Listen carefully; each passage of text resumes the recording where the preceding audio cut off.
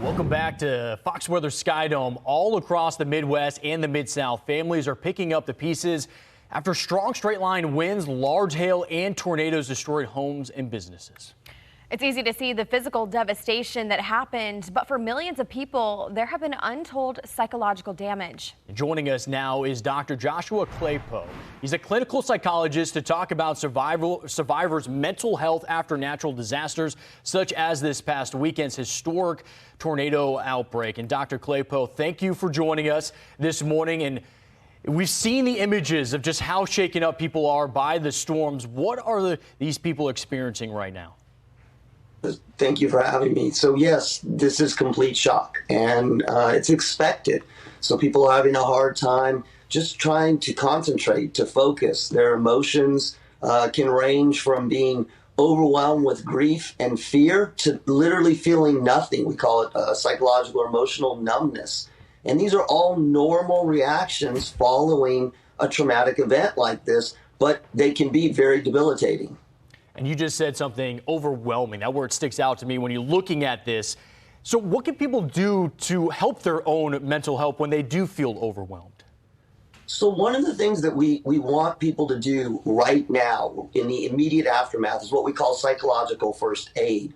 And it's really attending to three things: people's physical needs, so shelter, food, hydration; their emotional needs, if they want to talk about it, if they need someone to listen to, and then their social needs, connecting them with family members if possible, or community. They seem like very basic things, and obviously some of them are attending to the physical part, but by doing those basic things, it helps people feel more in control and actually gives them less to worry about so they can get through the days and weeks and months and potentially years ahead. And Dr. Claypoe, I myself have witnessed firsthand tornado devastation, and I know just how impactful it was and how it made me feel for many years afterwards. But what are some maybe signs, some concerning signs for folks to look for in their loved ones after a natural disaster occurs? That's a great question. So in the immediate aftermath, things like memory, concentration problems, emotional, feeling overwhelmed, feeling disconnected, those are all normal. We would expect that. And usually within a month, those kinds of things resolve. Also problems with sleep, etc.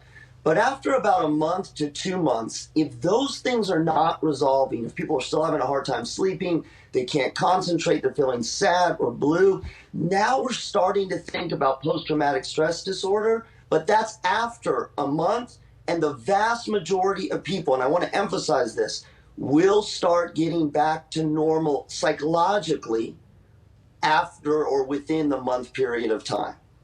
That's certainly good to hear. And going off of what you just said, how do you recommend people cope with this sort of extreme damage that happens in an instant?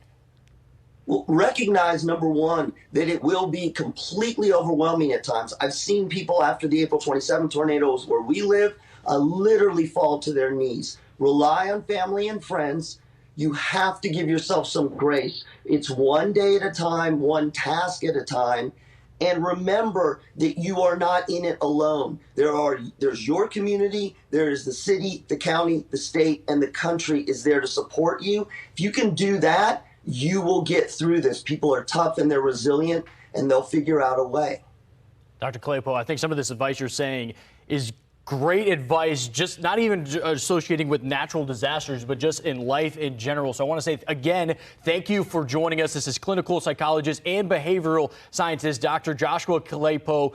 We greatly appreciate your insight this morning as well. And we'll continue to track the recovery efforts that happen here, really in the widespread region. That's the concern, Kendall, is moving forward. There are just so many people that are dealing with this devastation right now.